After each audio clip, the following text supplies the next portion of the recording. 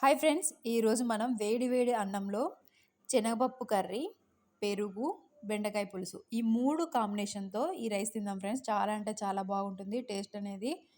ఒకేసారి ఇన్ని రకాల కర్రీస్ తినడం వల్ల మనకు మంచి ఇమ్యూనిటీ పవర్ లభిస్తుంది. తక్కువ అన్నం, ఎక్కువ కర్రీస్ తింటాం ఫ్రెండ్స్ ఇలాగైతే మనం. ఈ 3 కాంబినేషన్స్ చాలా అంటే చాలా బాగుంటాయి ఫ్రెండ్స్. ఎందుకంటే బెండకాయ పులుసులో పులుపు ఉంటుంది, పెరుగు, ఈ శనగపప్పు కర్రీ అనేది చాలా బాగుంటుంది ఫ్రెండ్స్. ఇలా ఒకసారి మీరు కూడా ట్రై చేయండి. ఒకసారి ట్రై చేస్తే తర్వాత మీరు ఎప్పుడు మర్చిపోలేరు ఫ్రెండ్స్.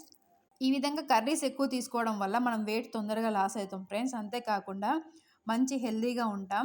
రైస్ తక్కువ తీసుకోవడం వల్ల మనకు ఎన్నో బెనిఫిట్స్ ఉంటాయి ఫ్రెండ్స్. అంతేకాకుండా ఎక్కువగా మనకు ఆకలి అనేది వేయదు కర్రీస్ ఎక్కువ తినడం వల్ల.